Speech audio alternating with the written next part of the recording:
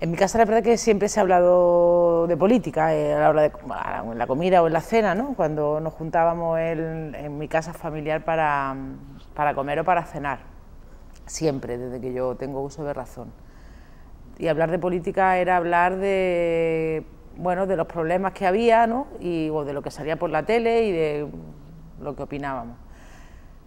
Y yo empecé a militar en el Partido Comunista y en la Juventud Comunista en la Primera Guerra del Golfo, en el año 91, porque estaba yo en el Instituto Séneca y allí llegó una asamblea de jóvenes de Izquierda Unida solicitando que se habilitara un espacio para poder dar unas charlas de un senador que tenía Izquierda Unida, que había ido precisamente a Irak a ver esa supuesta arma, ¿no?, que ya en la Primera Guerra del Golfo decían que tenían, que era Rafael García Contreras, el primer senador que fue directo por Córdoba de Izquierda Unida. Y bueno, a partir de ahí fue cuando, bueno, a partir de esa presencia mía en asambleas que había en el Instituto Góngora, de Jóvenes por la Paz, pues empecé a militar en el Partido Comunista y en Izquierda Unida y en la Juventud Comunista.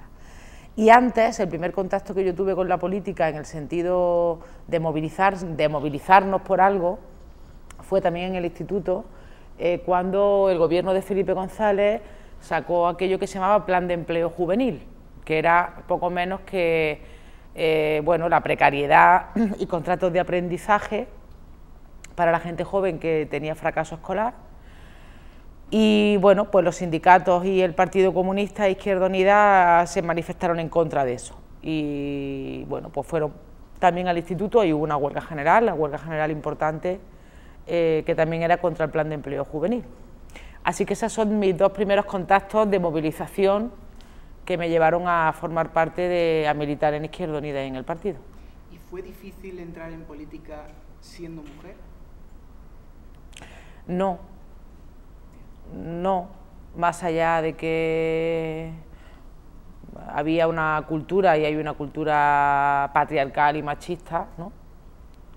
No es dentro del partido, que también, ¿no?, que no somos una campana de cristal, sino, bueno, en el resto de la gente, ¿no?, que decía, pues, ¿dónde vas? ¿Dónde te metes?, ¿no? Pero no, al contrario, diría yo, porque en el Partido Comunista y en Izquierda Unida en ese momento había una falta de afiliación de mujeres y, bueno, las mujeres éramos bastante bienvenidas. ¿Y como ideales le vino a la cabeza para coger esa fuerza y enfrentarse a la política? No, mi padre había sido concejal de pueblo y, bueno, por él era porque hablábamos de política en casa, ¿no? Y porque votó no en uno de los referéndums de Franco, en fin, bueno, él era el que hizo que la política formara parte de nuestra vida cotidiana, ¿no? En una concejalía, ¿cómo recuerda esa etapa? Pues muy bien, aprendí muchas cosas, muy bien. La verdad que la política local es una política muy absorbente porque, bueno, son tus vecinos, ¿no? Es todo, desde el panadero donde va a comprar el pan hasta la pescadera o el carnicero, pero bueno, muy bien, fue mi primer contacto con la política representativa, ¿no?, con ser un cargo público, digamos, que no solamente eso es hacer política es formar parte de un AMPA y resolver problemas, ¿no?, pues por ejemplo ahora de la climatización de las aulas, ¿no?, eso también es hacer política, ver qué problemas hay y cómo se resuelven. Pero bueno, en el caso de la representación de un cargo público, bien, yo recuerdo con cariño mi etapa de concejala de Educación e Infancia que fui, y portavoz en Diputación, porque para ser diputado provincial hay que ser concejal, pues también de diputada provincial, que fue, digamos, la primera responsabilidad, ¿no?, que yo tuve fueron esas dos, y lo recuerdo con cariño, aprendí muchas cosas, y bueno, la política del ayuntamiento es muy cercana, muy absorbente, muy, bueno, ¿no?, eso, el pescadero, la carnicera o el panadero te preguntan por problemas que tienen y bien, muy bien. Elena, ¿cómo es la vida profesional con la vida personal? Bien, bueno, depende, bien no. depende. Hay fines de semana que son meses que concatenas fines de semana que no, en fin, que tienes cosas que hacer. Y bueno, como sarna con gusto no pica, dicen, ¿no? Pues, bueno, bien, se trata de compatibilizar bien. Hombre, yo creo que es importante y así lo trato de practicar, ¿no? Necesitamos tener vida privada para poder, no puedes estar todo el día, ¿no?, en una sucesión de reuniones que te aíslan de lo que pasa en tu barrio, porque entonces no vale, ni tampoco la conexión con la vida real son los Twitter o las redes sociales o el telediario, ¿no? La vida real es otra cosa importante, mucho más importante que todo eso, y es necesario, bueno, pues formar parte de la vida. Entonces los fines de semana que están muy ocupados, pues bueno, es un problema, pero vaya, tratan de compensarlo unos por otros, ¿no? Porque el día a día se le hace más cuesta arriba. Pues mira, yo lo que peor he llevado en mi vida política es la relación con los medios de comunicación, fatal, o sea, en fin, no lo he llevado bien nunca porque, no sé, no lo he llevado bien, no me gusta, o no sé llevarlo bien, no lo sé. Pero bueno, aparte de eso, que formó parte de, ¿no?, ser consejera de Fomento y Vivienda en unos momentos en los que pusimos y aprobamos políticas que daban la vuelta a la política de vivienda que se había hecho hasta ese entonces, ¿no?, y que cada vez que yo abría la boca había 3 medios de comunicación o 10, que eso es lo que llevaba fatal, porque bueno, lo llevaba fatal. Pero bueno, esa es una etapa en la que también aprendí muchísimo, a un nivel más autonómico, porque claro, ahí la mirada era más, ¿no?, desde Pulpí hasta Algeciras, desde Almería hasta Cádiz, pues ahí estaba toda Andalucía, ¿no? Y bueno, lo pasamos muy bien también, digo lo pasamos porque todo lo que hicimos en la Consejería de Fomento y Vivienda lo hicimos porque había un equipo de hombres y mujeres que íbamos a cambiar las políticas, ¿no? Y también nos divertimos mucho porque es fundamental pasárselo bien donde uno tiene que llevar una responsabilidad. ¿Cómo es su día a día actualmente? Bueno, pues mi día a día es levantarme temprano, normalmente coger el autobús de las 8:15, que es media distancia, que pasa por Posadas, Palma del Río, Ola del Río, Peñaflor, Ola del Río, Sevilla.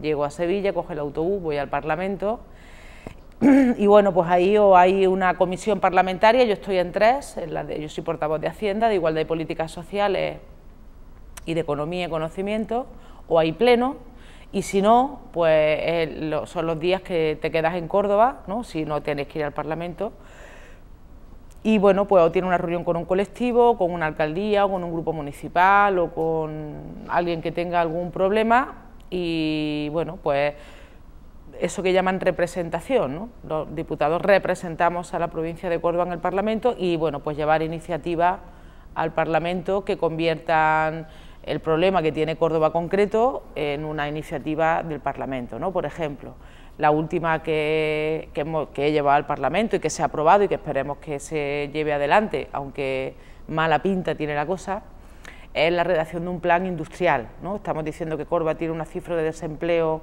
que llega al 30%, unas cifras de empobrecimiento que también superan el 43%, y que hay una situación de desierto industrial, ¿no?, o de la poca industria que había en Córdoba, provincia, se ha ido quitando, que os voy a contar aquí a vosotros lo que está pasando con la naranja, ¿no? Bueno, pues hemos hecho una iniciativa, una resolución en el Parlamento que se aprobó por unanimidad para que el Gobierno andaluz elabore un plan industrial para Córdoba. Eso que se debatió en el Pleno y se aprobó lo hemos convertido en enmienda a los presupuestos. Mañana y pasado precisamente son el debate final en el Pleno de los presupuestos. Bueno, pues eso, o Ategua, ¿no?, que es un yacimiento arqueológico que hay a las afueras de Córdoba, en Santa Cruzita, en Santa Cruz, una pedanía, una barriada de Córdoba, que hay un yacimiento arqueológico íbero muy importante, pues eso, que se ponga en uso, ¿no? O la última vez que estuve aquí con el tema de la naranja, que un compañero me enseñó lo mal que estaba el Genil a su paso por Córdoba, pues iniciativas para que desbrocen el río, ¿no? Bueno, pues eso es básicamente las cuestiones que tienen que ver con el trabajo parlamentario. Y luego de las responsabilidades internas, yo ahora mismo soy responsable del área feminista del Partido Comunista, pues bueno, en concreto eso, trabajo, ¿no?, más interno, pero lógicamente que tiene relación con con el papel también de cargo público. Y Elena, ¿qué le aporta la política a su vida?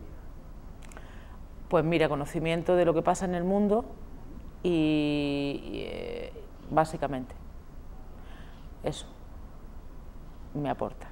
Es decir, yo no entendería, a mí reunirme con mis compañeros, leer documentos me sirve para entender el mundo y lo que pasa en el mundo, ¿no? Eso me aporta. Estudiantil, dentro de un sindicato de estudiantes, ¿qué le diría? Pues bueno, les diría que la política forma parte de la vida, que la política es la capacidad que tenemos de resolver problemas y que estamos llenos de problemas, por otra parte. Así que es necesario que la gente joven participe de manera activa en la toma de, bueno, en saber qué problemas les afectan y cómo los resolvemos.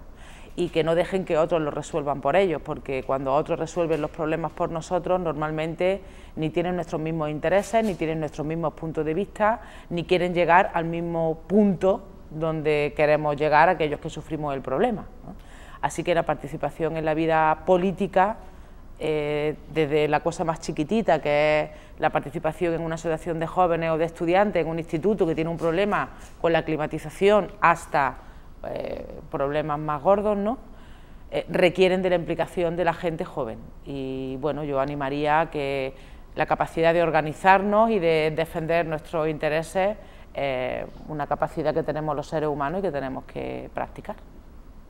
¿Cómo ve la presencia actual de la mujer en política? Bueno, pues bastante regular. Yo cada vez veo más fotos de hombres. Por ejemplo, a la presidenta de la Junta de Andalucía la veo siempre rodeada de hombres. Yo no sé cómo se las apaña la pobre señora. Hay un proceso de remasculinización, diría yo, de la política. Más hombres, con mayor responsabilidades, que no se ve más pluralidad de mujeres, ¿no? Y eso va acompañado de un proceso de crisis social, de crisis económica, que ha hecho que muchas mujeres hayan vuelto a sus casas o hayan sido obligadas a volver a sus casas, o haya un aumento de la división sexual del trabajo. Es decir, que las mujeres nos dedicamos a aquello de las tareas propias de nuestro sexo. Por ejemplo, hoy estábamos denunciando en Córdoba en una rueda de prensa algo que viene siendo recurrente, pero que no por menos, ¿no?, es una realidad, y es que las mujeres han salido de las cuadrillas que recogen la aceituna. Y cuando las mujeres salen de las cuadrillas que recogen la aceituna, lo que significa es que en el proceso de mecanización del campo las mujeres están siendo expulsadas.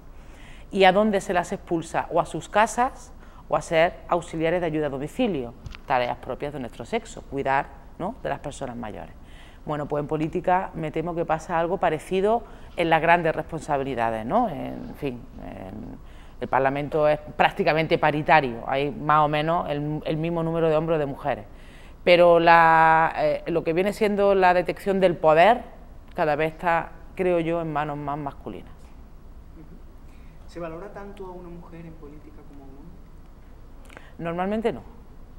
La política es machista y los espacios políticos no son cómodos para las mujeres, ni están libres de violencia machista, todo lo contrario. Normalmente, bueno, se guardan las apariencias porque esto es muy clasista, ¿no? Hay hombres que tratan a las mujeres de manera distinta porque son diputadas, ¿no? Y a lo mejor tienen una consideración que si no lo fuera no la tendrían. Esto también se huele a distancia, tú ves perfectamente cuando un hombre te está tratando así porque eres diputada, ¿no? Y que el respeto que me pueda tener a mí como diputada no se lo tiene a una trabajadora del Parlamento, que es ordenanza. Pero bueno, la política en general no es un espacio libre de violencia machista ni un espacio libre de patriarcado. Lo que pasa es que, bueno, tal vez un espacio donde sea difícil para los hombres manifestar eso libremente, ¿no? Y bueno, esconde, ¿no? Como hay tanto escaparate con eso, tratan de no meter la pata, ¿no? Pero no es un espacio en absoluto libre de violencia machista. ¿Es fácil que para un hombre? Pues no, en mi caso no lo fue. Pero vamos, en mi caso no lo fue, yo creo, más porque era comunista, no porque era mujer, ¿no? Entonces cada decisión que tomábamos en el equipo de la consejería era mirado por abajo, por arriba, ¿no? Porque éramos los comunistas que entrábamos a formar parte del gobierno andaluz y claro, como todo el mundo sabe, los comunistas le hemos robado a la gente las casas y tenemos cuernos y rabos, ¿no? En mi caso yo creo que era más eso, que fuera una mujer. No obstante, si lo comparamos con mis otros compañeros consejeros que también eran comunistas, quizá eran tratados con más respeto, ¿no?, que hacia mí, porque era joven, era mujer y además era comunista, tenía el pack completo, me faltaba ser lesbiana, vaya, ¿no?, para ya haber redondeado todo. Pero bueno, sí, algún desdén que otro sí que hubo a lo largo del tiempo que ocupé esa responsabilidad, ¿no?, que estaba tan en el ojo del huracán, digamos, ¿no? Ahora, bueno, ahora que no estoy en el ojo del huracán, en el sentido de una toma de decisiones como en aquel momento, el desdén propio de aquellas personas que tratan a las mujeres, de aquellos hombres que tratan a las mujeres con desdén, pero yo creo que ni más ni menos que cualquier otra persona. ¿En qué se refleja en el día a día? Pues mira, yo creo que en que tratamos de abordar los problemas sin un combate de ver quién lleva la razón, sino que, bueno, yo por ejemplo cuando me reúno que esta noche tenemos una reunión por Skype a las 9:30 con el área feminista, ¿no?, y vamos a ver distintas, que es mi experiencia concreta, de reuniones donde solamente participamos mujeres. Bueno, pues no es que no tratamos de que nadie lleve la razón, sino que cada una, ¿no?, con lo que aportamos, pues tratamos de buscar la salida. Y bueno, menos competición y más cooperación es lo que yo, por lo menos, creo que es la diferencia fundamental.